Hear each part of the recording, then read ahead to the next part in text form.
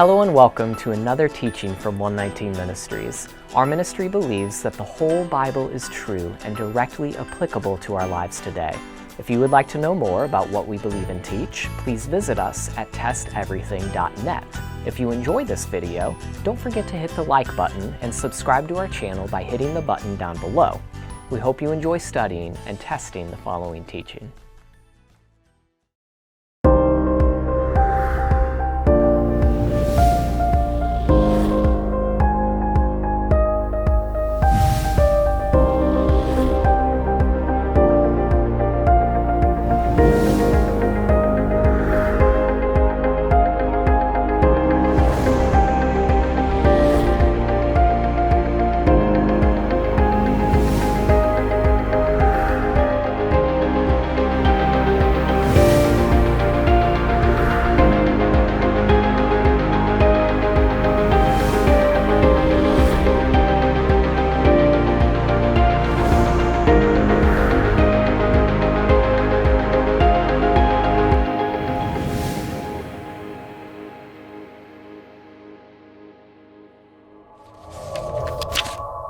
Is there a right and wrong, a good and evil? Do these concepts really exist? For instance, are actions such as rape and murder really morally wrong? It seems like a ridiculous question, doesn't it? But if God doesn't exist, you might be surprised to learn that right and wrong or good and evil can't actually exist, not in any meaningful way at least. Without God, there is no objective morality, which is to say, there are no moral facts and obligations that are true independent of human opinion. Everything becomes socio-culturally relative. All we have is one individual's or group's beliefs and preferences, which are no more valid or binding than any other individual's or group's beliefs and preferences. For instance, you personally might affirm a certain action to be morally wrong. But if God doesn't exist, your subjective belief doesn't apply to anyone else. In fact, what's wrong to you might be good to someone else. Your moral beliefs ultimately boil down to a matter of personal taste, like preferring burgers to pizza. This applies also to society. While our modern society does rightly affirm certain moral values, like human equality, if God doesn't exist, then we can't meaningfully condemn other societies, and even our own society in the past, for things like slavery, segregation, and racism. After all, what makes our current society right and others wrong? Since atheism gives us no basis for affirming objective moral values and duties, there is nothing that grounds our moral judgments. Think about it this way. If atheism is true, on what basis do human beings have any objective moral value at all? We're merely the accidental byproduct of chance. We're no different than any other living organism on the speck of dirt we call Earth. We've all evolved from primordial goo just the same as mosquitoes and rats. If atheism is true, why should we treat human beings as special? Where do we get these delusions that we have these moral obligations toward one another, that people have intrinsic dignity and are worthy of respect? On the atheistic view, humans are just animals. As biologist and atheist Richard Dawkins says, "We and all other animals are machines created by our genes." Now, along with theists, atheists generally do treat human life as meaningful, which we'll talk about a little later. But the point here is that atheism as a worldview offers us no reason to affirm humans as being worthy of dignity and respect. If there is no God, Richard Dawkins is right that humans are simply animals, and animals don't have any moral duties to fulfill. For instance, we don't sentence a hyena to prison for murder when it kills a wildebeest. We don't condemn a group of male dolphins as abusive gang rapists when they isolate a female dolphin, slap her with their tails, and forcibly copulate with her for weeks. Why not? Because we understand that animals have not been given any moral duties or prohibitions. Therefore, they are not morally responsible toward each other. Why should we think it's different for human behavior, especially since we're just highly evolved animals? If God doesn't exist, there is no objective morality, only the subjective illusion of morality, which is relative. That's pretty depressing, you might say, and you would be right, but it gets worse. If atheism is true, our collective fate as humans, along with all other life in our universe, is extinction anyway. So who cares about doing right or wrong when it literally doesn't matter in the grand scheme of things? Dr. William Lane Craig sums it up quite well. Scientists tell us that the universe is expanding and everything in it is growing farther and farther apart. As it does so, it grows colder and colder and its energy is used up. Eventually, all the stars will burn out and all matter will collapse into dead stars and black holes. There will be no light at all. There will be no heat. There will be no life. Only the corpses of dead stars and galaxies, ever expanding into the endless darkness and the cold recesses of space, a universe in ruins. So not only is the life of each individual person doomed, the entire human race is doomed. There is no escape, there is no hope. Think about that for a moment. Eventually, all life in our universe will be extinct. There will be nobody to remember the good you've done in your life. All of your achievements will amount to nothing, and nothing you did to show love or compassion to anyone else ultimately matters. The care you took in raising your children, the causes you championed for social justice, everything you cared about and worked for will have exactly zero lasting impact in the grand scheme of things. If atheism is true, life is utterly without meaning and purpose. On this point, atheists such as Richard Dawkins generally agree. Here's what Dawkins writes in his book, River Out of Eden, A Darwinian View of Life. In a universe of blind physical forces and genetic replication, some people are going to get hurt, other people are going to get lucky, and you won't find any rhyme or reason in it, nor any justice. The universe we observe has precisely the properties we should expect if there is, at bottom, no design, no purpose, no evil and no good, nothing but blind, pitiless indifference. The logical conclusion of existence without God is that we can't condemn as objectively evil things like rape, murder, oppression, and so forth. We can personally disagree with such behavior. At most, it might not be acceptable to be a rapist or a murderer within our society of ape-like animals. But we can't really call such behavior wrong, not in any meaningful way. Moreover, we can't praise as objectively good things like love, compassion, equality, and self-sacrifice. Why? Because humans have no objective moral worth. If God does not exist, Richard Dawkins is exactly right. There is no good and evil. There is no ultimate purpose. There is only our insignificant existence that lasts for a relatively short time before we're all dead and forgotten. Of course, nobody actually lives this way. All of us, believers and unbelievers alike, live as though our lives do have meaning. We live as though there really is a moral standard. We live as though at least some things are really morally wrong. For instance, there is not a case where torturing a child for fun could be moral for one person but immoral for another.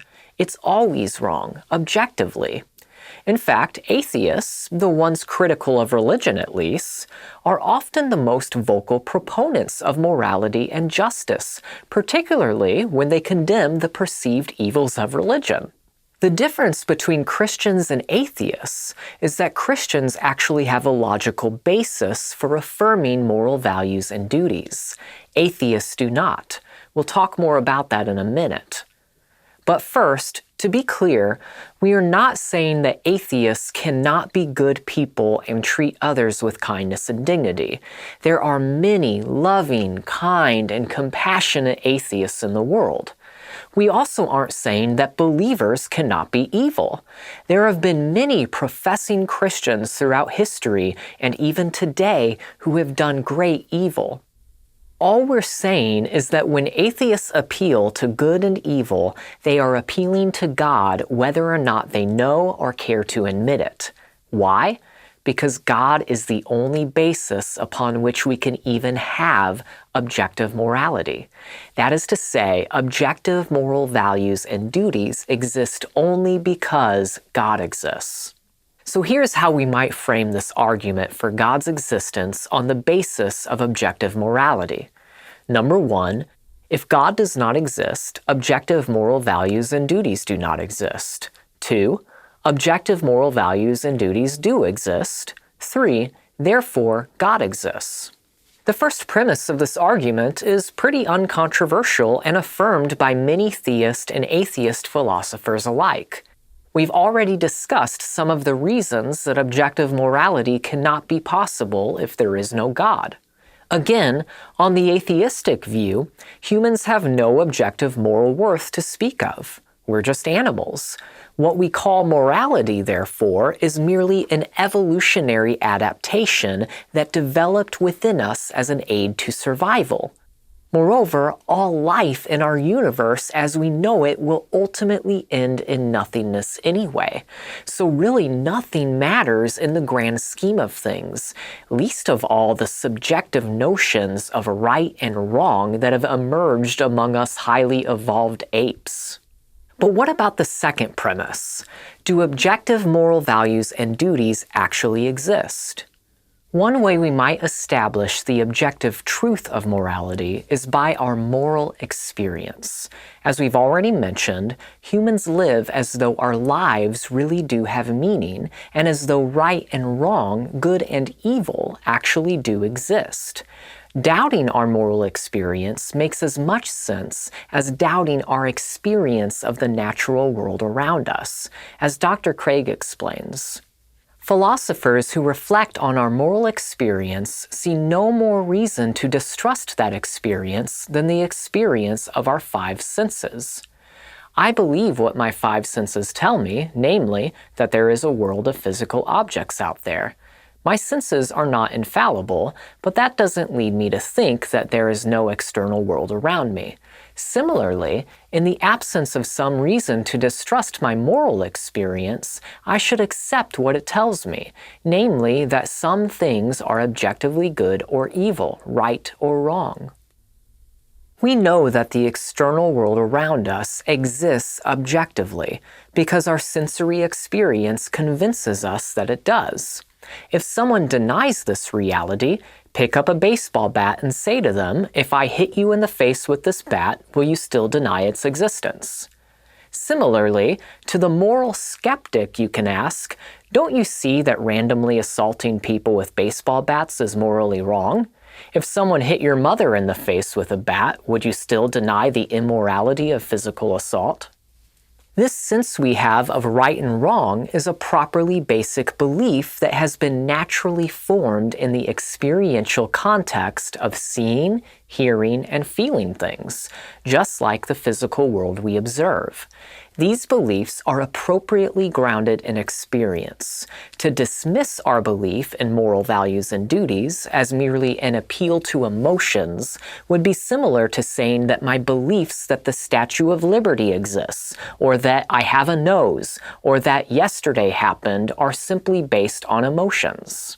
We all share a moral experience, and at least some of our moral beliefs are clearly warranted. Now, someone might say, but clearly there are people in the world who see things like murder and rape to be perfectly fine. What makes our moral experience right and theirs wrong? People who believe that murder and rape are perfectly fine are called psychopaths. That is to say, due to our moral experience, we are rational in seeing that such people have a deficiency in their perception of morality. In the same way that a blind person being unable to see physical objects does nothing to disprove the objective reality of those objects, a murderous psychopath's moral impairment does nothing to prove that our moral experience isn't trustworthy. Now, 95% of people are easily convinced that moral values and duties are objectively real after thinking about it. However, some hardline atheists sometimes stubbornly insist that things like rape, racism, and torturing children are just morally neutral. But as long as they aren't psychopaths, they are simply being insincere. They don't really believe that. This stubborn insistence usually comes from a desire to avoid the argument's conclusion that God exists, which logically follows from the truth of objective morality that we all innately affirm. Now, some might say that we can't really trust our moral experience due to it simply being ingrained into us by evolution. There is a certain sense of primitive morality innate in some intelligent mammals, such as a sense of kinship protection, for example. But even if we grant the sociobiological account of the origins of morality, that does nothing to undermine the truth of our moral beliefs, as Dr. Craig explains. This response to the moral argument is almost a textbook example of the genetic fallacy. The genetic fallacy is trying to invalidate a point of view by showing how that point of view came to be held. Even if evolution and social conditioning has programmed into us a certain set of moral beliefs, that does nothing to show that those beliefs are false. Indeed, if moral values are gradually discovered rather than gradually invented, then our gradual and fallible apprehension of the moral realm no more undermines the objectivity of that realm than our gradual, fallible comprehension of the physical world undermines the objectivity of the physical realm.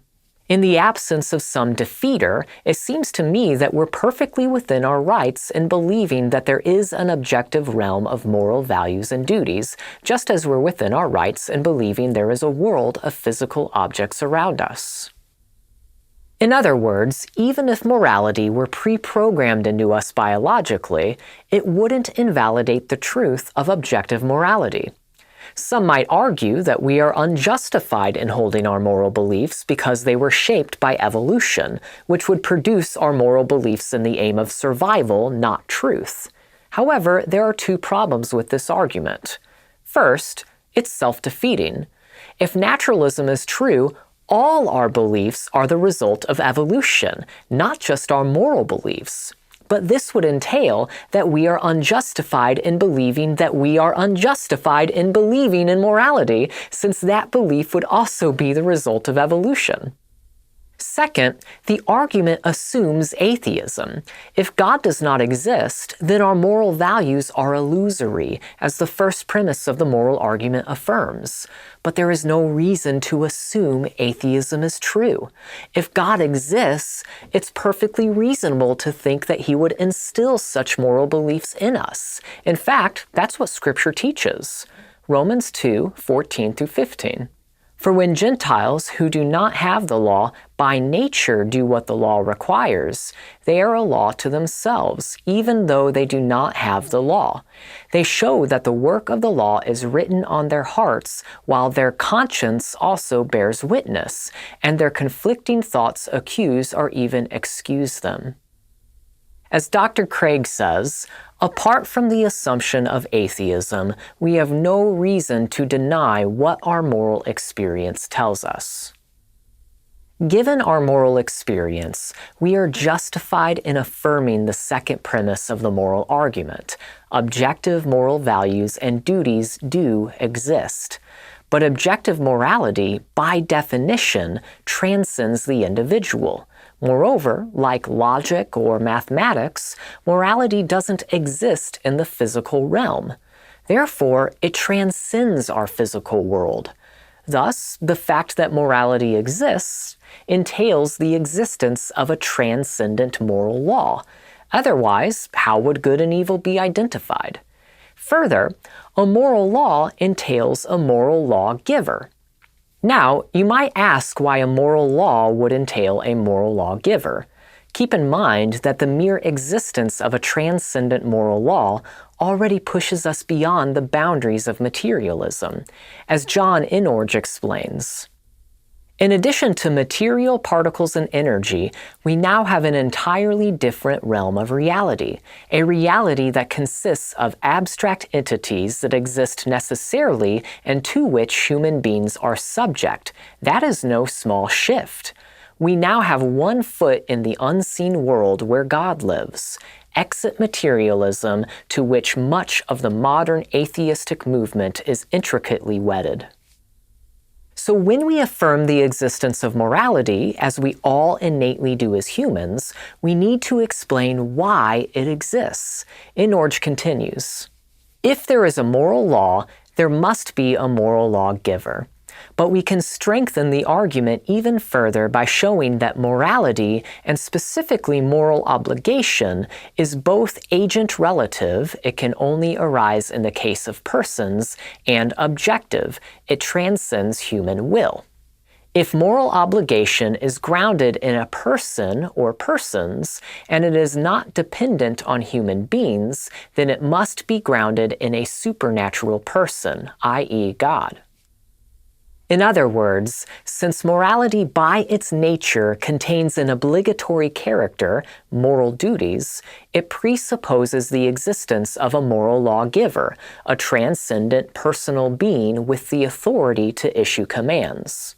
Thus, the existence of objective moral values and duties leads to the existence of a morally perfect God whose commandments order right human behavior. We pray that you have been blessed by this teaching, and remember, continue to test everything. Shalom.